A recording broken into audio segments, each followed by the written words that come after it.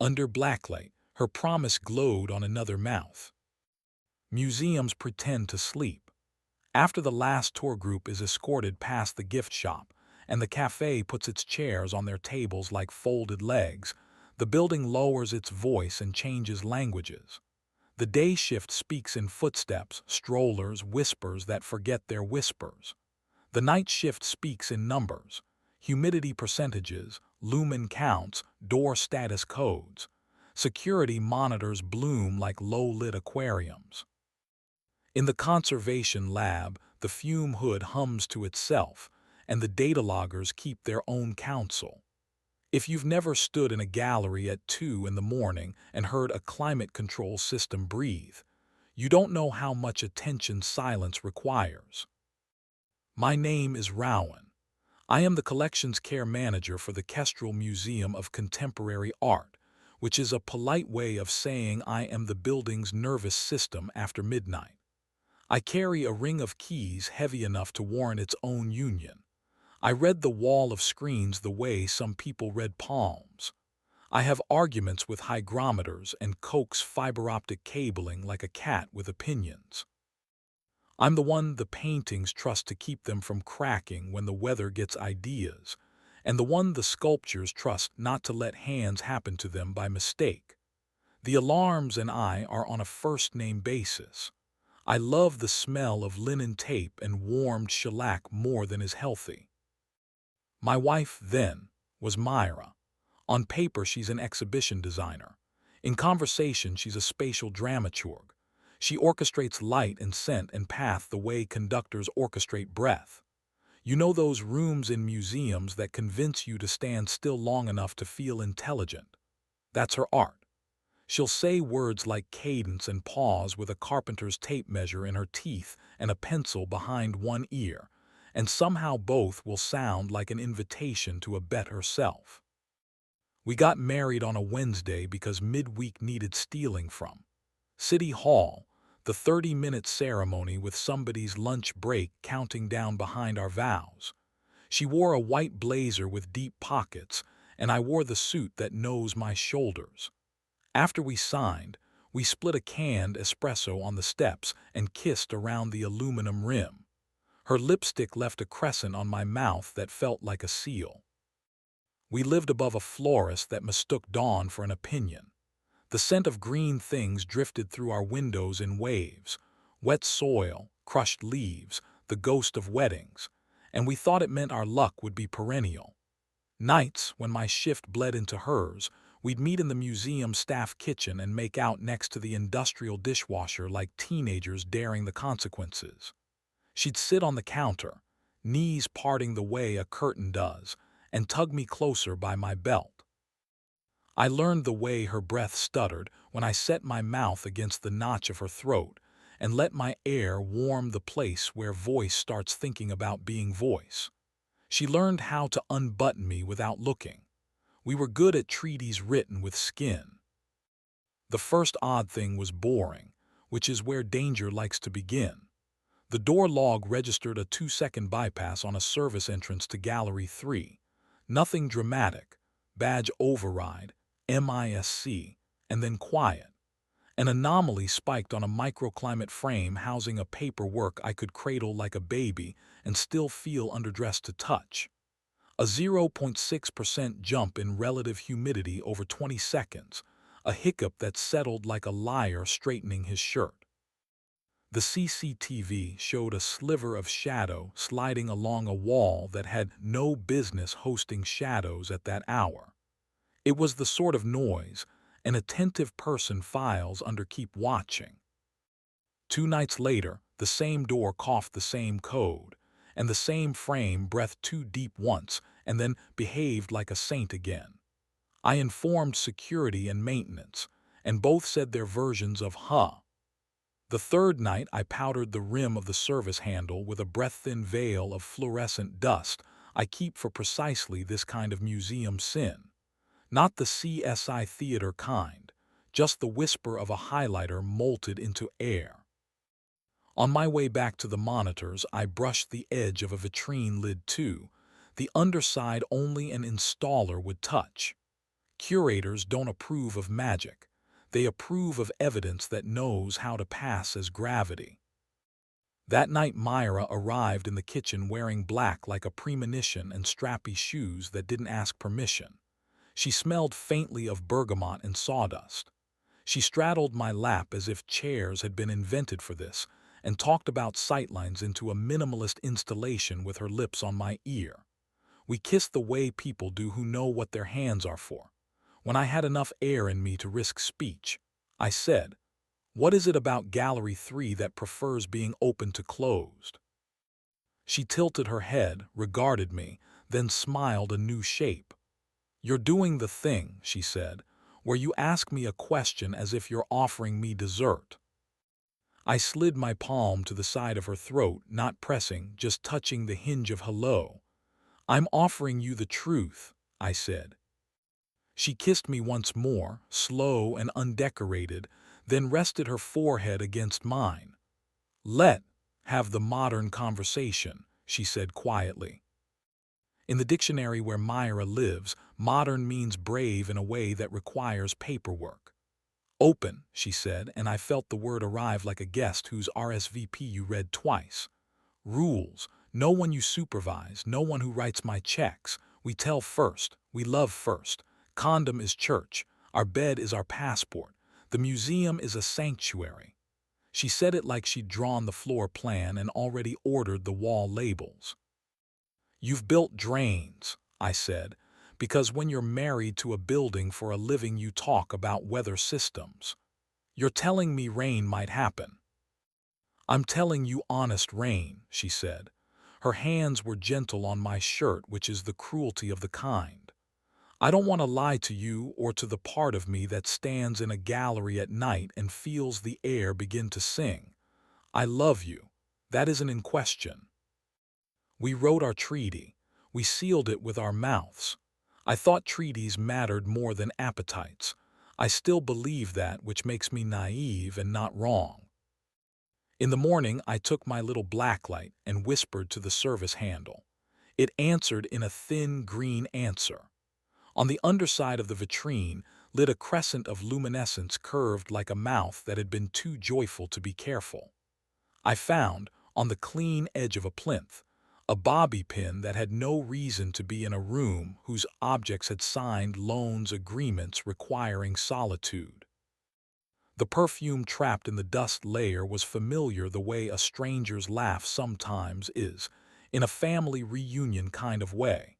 Not Myra, but adjacently ambitious. The other man arrived in my life as a font choice on an email. The museum was hosting a donor preview for a multimedia commission, and Myra had looped in an immersive documentarian as a partner. He had the kind of name that puts cologne on itself, Casper Vale. I Googled him the way people pretend not to. His photographs made cities look like they were undressing for someone they liked. He could make rain read as a confession. In every interview he said, "we," when his work was clearly a me, and I disliked him for that more than for any of the reasons I was supposed to. We sat across from each other at a staff meeting about an exhibition that would require the building to learn a new adjective. He had a polite smile he wore like a wristwatch. He shook my hand like a man shaking the hand of somebody who knows where the keys are. He didn't know I'd been listening to doors. At home, in our kitchen with the basil we'd tried and failed to tame, Myra told me. "I want the thing I said out loud," she said. "I used the word and then I used it." She took my hand and put it on her chest as if her heartbeat needed a translator. "I won't bring it into the museum again," she added, and meant it, and failed at it only a little before she succeeded. "I'm sorry about that part. I'm not sorry about wanting. If I pretend I am, I'll end up lying about both of us." "What time?" I asked, because even decent people host stupid impulses. "Rowan." "I know, I'm not proud. Just humor the part of me that thinks logistics make feelings smaller." "After midnight," she said, eyes not leaving mine. "And it won't be in that building again." For a while that was true.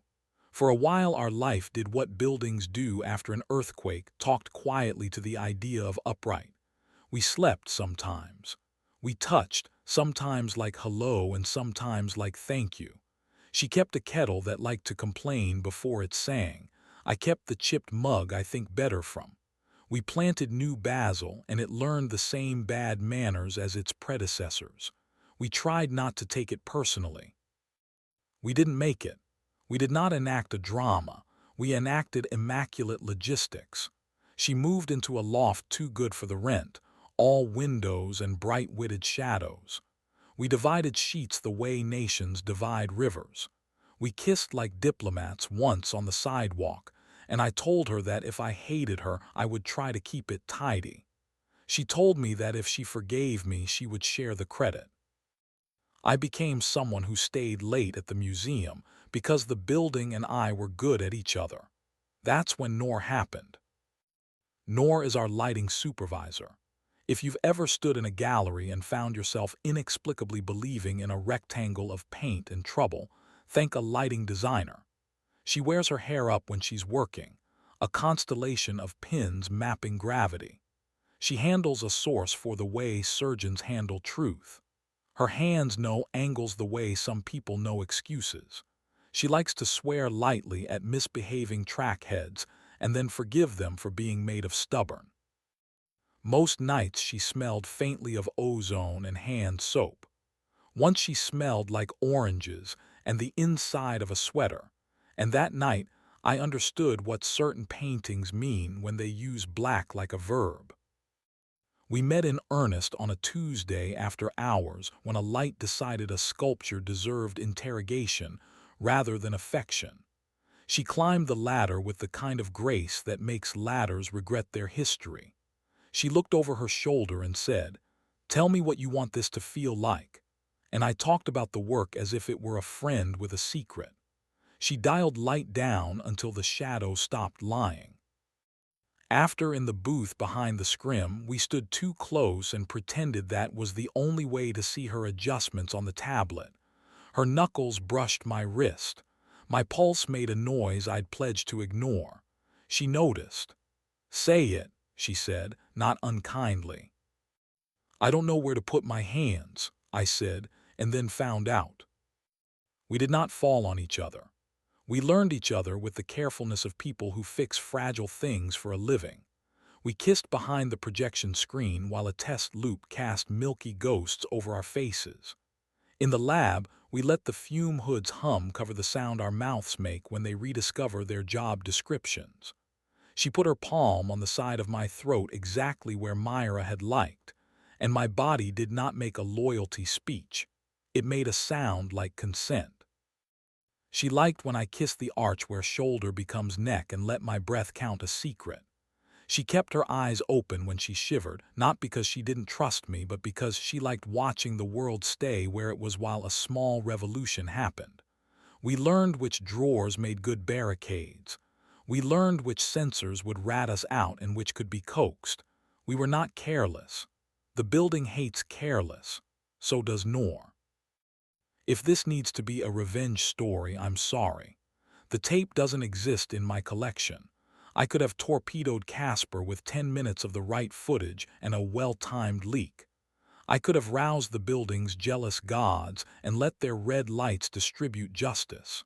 Instead, I returned the blacklight to its drawer and let the powder clot into boredom. Museums keep secrets for a living. You don't work in one and forget the Hippocratic oath of guardianship. First, you do no harm to the rooms that said please. Myra and I became people I would introduce to each other at a party without my stomach protesting. She stayed on her contract because she was the best at her work, and I was not petty enough to sabotage a gallery to avenge a bed. When we crossed in the staff hallway, we did not flinch. We did that small, courtly thing with our mouths that acknowledges a shared country and a peaceful border. She texted me once, an image of Basil bullying her sill. I sent a photo of an old varnish fluorescing like a galaxy under UV. "Proud of you," she wrote, which in her mouth was a benediction, not a trophy. Casper came through for a donor event with his collar staging a revolution. He shook my hand like a man who understood the shape of a door. "You keep a strict house," he said, letting his eyes pretend they were curious and not gluttonous. "The house keeps itself," I said, and walked him through the rules about light levels like a sermon delivered to a man with cotton in his ears. Nor passed behind us with a ladder on her shoulder and didn't look at me the way a person in a movie would. She looked at the ladder. I loved her very much for that discipline. Sometimes, lying in my apartment that smelled like a florist's apology and the cumin the downstairs neighbor loved, I woke at the hour when doors like to remember their doors. I'd sit up and bump my forehead on the air.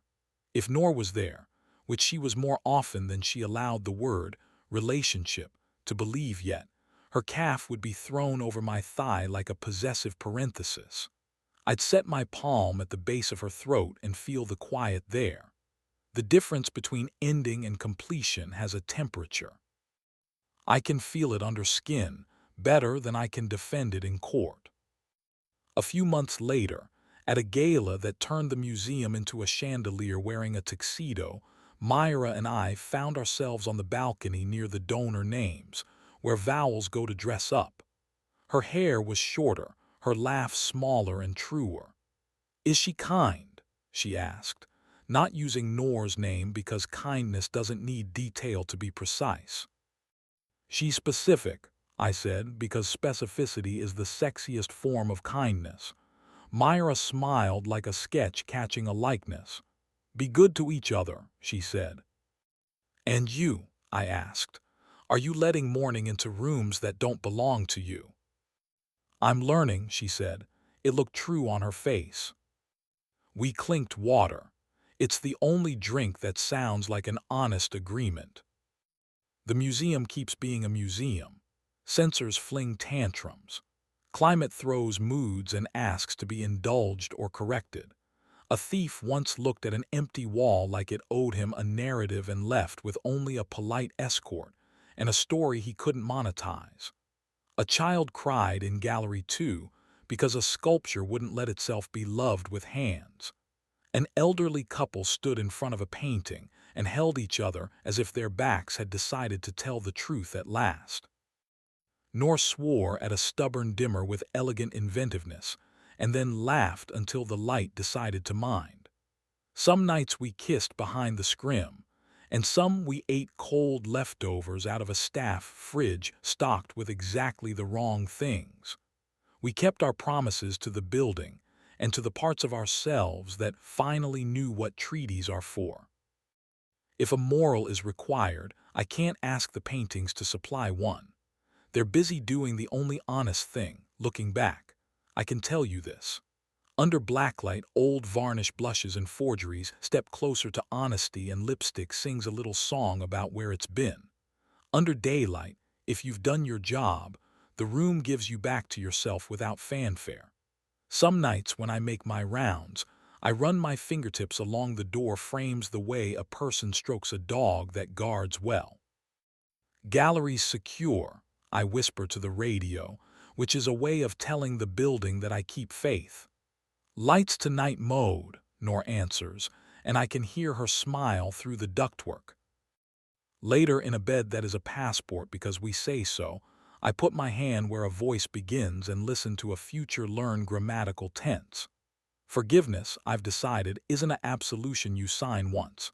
It's conservation, patient, precise, occasionally invisible, always ongoing. You stabilize before you clean. You test solvents before you touch. You get the temperature right and let the cracks relax. You keep records, not grudges. You don't confuse the scent of old varnish with the thing it covers. When I wake in the middle of the night and the florist downstairs is dreaming in chlorophyll and the museum is breathing like a living animal, I remind myself that some promises fluoresce only under certain light, and that does not make them unreal. It makes them honest in a language you have to learn. In the morning, if the air cooperates and the humidity doesn't invent a melodrama, I stand at the lab counter and fill out the condition reports for an incoming show.